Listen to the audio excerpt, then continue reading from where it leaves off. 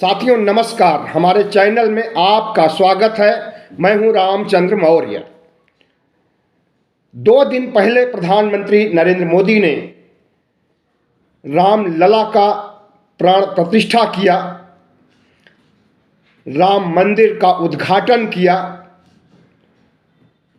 और सियासी नौटंकी को पूरा किया।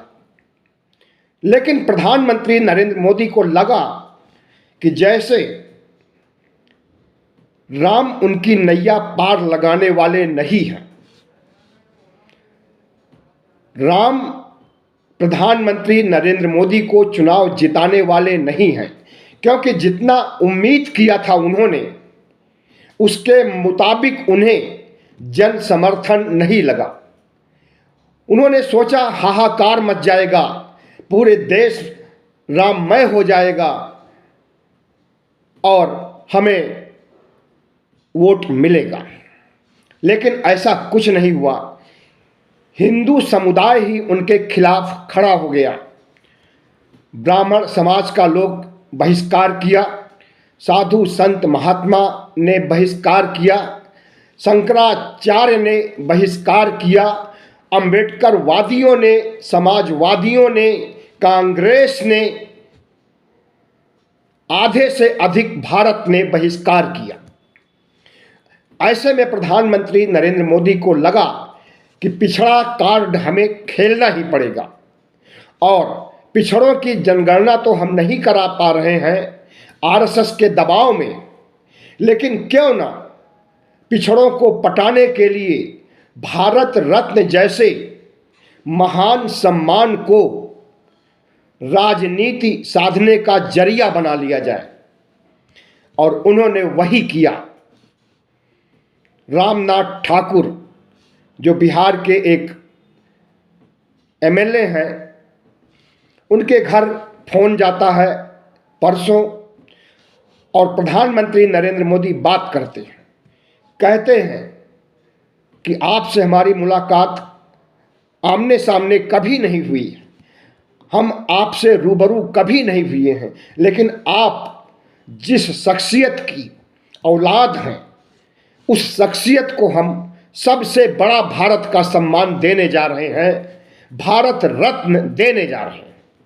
और आप अपने परिवार के साथ आइए और हमसे मिलिए, हम आपसे मिलकर के बहुत खुश होंगे। रामलला से मिले, लेकिन खुशी काफूर हो गई। अब रामनाथ ठाकुर से मिलेंगे तब खुशी बढ़ जाएगी, क्योंकि रामनाथ ठाकुर पिछड़ी जात ही नहीं, अति पिछड़ी जात से आते हैं। कर्पूरी ठाकुर नाई जाति से आते हैं और नाई जाति में पैदा हो करके लगभग 100 साल पहले आज उनकी जन्म जयंती मनाई जा रही है, जन्म शताब्दी मनाई जा रही है। बिहार में कई आयोजन हुए, राष्ट्रीय जनता दल के भी, भारतीय जनता पार्टी के भी और नीतीश कुमार की भी। नीतीश कुमार का फंक्शन सबसे बड़ा था और भारतीय जनता पार्टी बिहार के अध्यक्ष सम्राट अशोक चौधरी ने भी फंक्शन किया जन्म शताब्दी के समारोह के अवसर पर कर्पूरी ठाकुर के। और उन्होंने कहा कि हम 40 में से 40 सीटें लाने के लिए ओबीसी चेहरे को सम्मानित करने जा रहे हैं। भारत के यशस्वी प्रधानमंत्री नरेंद्र मोदी उन्हें भारत रत्न से अलंकृत करेंगे। जनता दल यू के नीतीश कुमार ने की रैली में, समारोह में लगभग 2 लाख लोग आए थे और उन्होंने कहा कि हम तो 2005 से मांग कर रहे हैं कि कर्पूरी ठाकुर जननायक को भारत रत्न दिया जाए, लेकिन कहीं कोई सुनवाई नहीं हुई। कांग्रेस की सरकार से भी मांग किया गया, भारतीय जनता पार्टी की सरकार से भी मांग किया गया, लेकिन किसी ने ध्यान नहीं दिया। आज एकाएक जब रामलला की तरफ से तिरस्कार मिला, इस देश के साधु संत, शंकराचार्य सहित ब्राह्मण समाज और तमाम हिंदुओं ने राम मंदिर उद्घाटन की हवा निकाल दी, तो प्रधानमंत्री नरेंद्र मोदी को लगा कि पिछड़ों को साधने के लिए क्यों न कर्पूरी ठाकुर को सम्मानित किया जाए, भारत रत्न दिया जाए। कर्पूरी ठाकुर के बारे में थोड़ा से जान लीजिए। 100 साल पहले 1924 में पैदा हुए थे बिहार में और मैट्रिक पास थे। गरीबी झेलते हुए पढ़ाई लिखाई किए। उनके पिता गोकुल ठाकुर वही अपना पुश्तैनी पेशा करते थे, बाल काटने, दाढ़ी बनाने का काम। किसी तरह से उन्होंने हाई स्कूल पास कराया और उसके बाद आगे पढ़ाने के लिए अपने क्षेत्र के सामंत के यहाँ मिलने के लिए गए, आर्थिक सहायता प्राप्त करने के लिए। तो कर्पूरी ठाकुर ने कहा कि मैंने मैट्रिक पास कर लिया है और आगे पढ़ना चाहता। तो उस सामंत ने कहा, ठीक है आगे पढ़ो, लेकिन आओ पहले हमारा पैर दबाओ।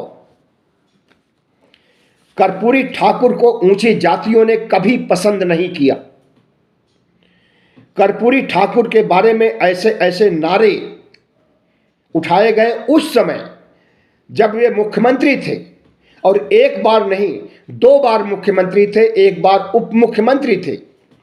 उस समय उन्हें जलील किया था वहां के बिहार के सवर्ण समाज ने, और जिस तरह की भद्दे भद्दे स्लोगन गढ़े गए उसे सुन करके आप ताजुब करेंगे। 1-2 उदाहरण।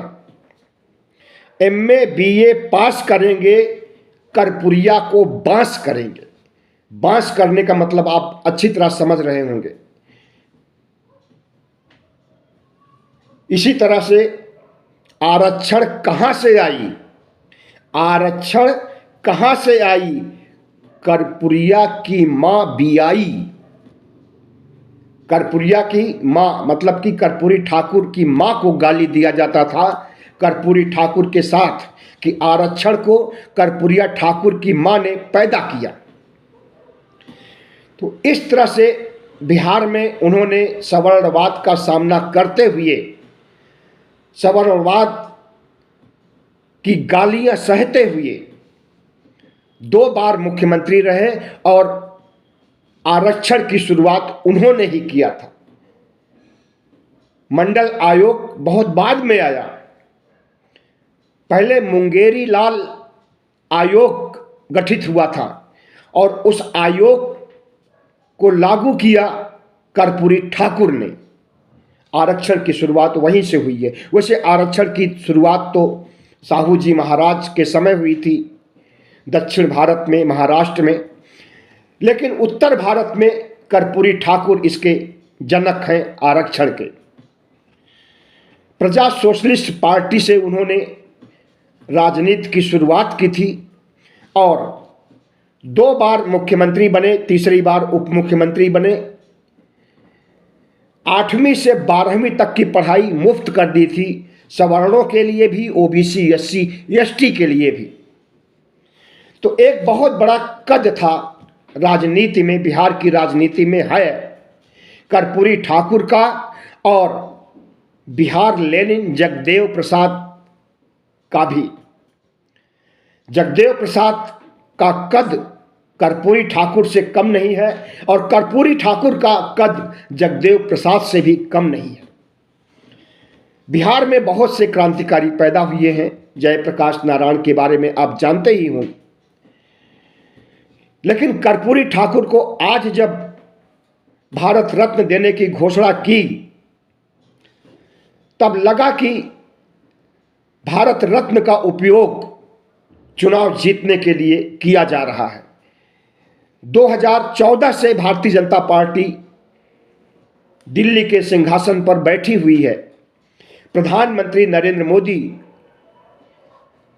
10 सालों में कर्पूरी ठाकुर को नहीं याद किए और बाबू जगदेव प्रसाद को भी, बिहार लेनिन को भी नहीं याद किए।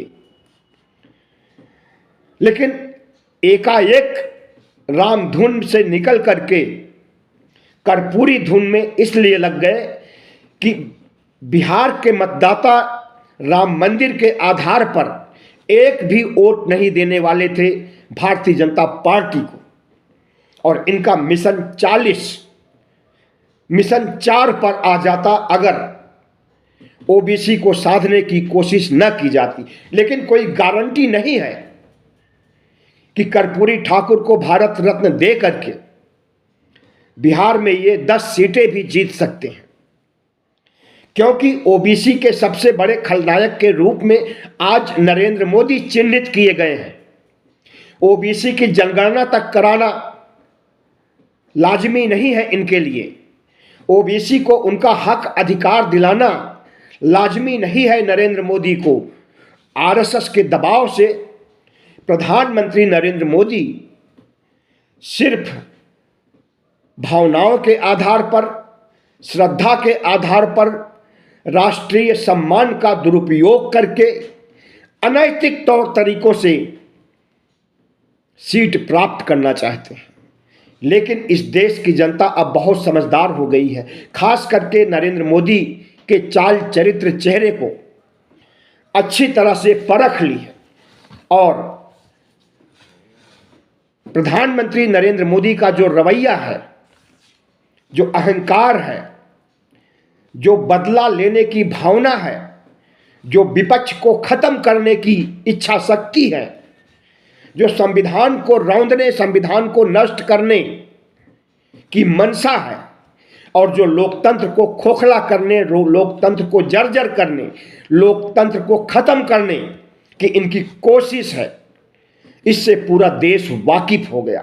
कितना भी भारत रत्न बांट दें, कितना भी प्राण प्रतिष्ठा कर दें, इन्हें वोट नहीं मिलने वाले हैं, क्योंकि कर्नाटक की जनता ने इन्हें बता दिया कि इनके बजरंग बली वहां चुनाव नहीं जिता सके। जिस बजरंग बली का जयकारा कर रहे थे, हाथ उठा करके खुद भी जयकारा कर रहे थे, रैली में कर्नाटक की जनता से भी जयकारा करवा रहे थे, और यहां तक बोल गए कि जब ईवीएम की बटन दबाइए तो बोलिए जय बजरंग बली। चुनाव आयोग ने कोई संज्ञान नहीं लिया।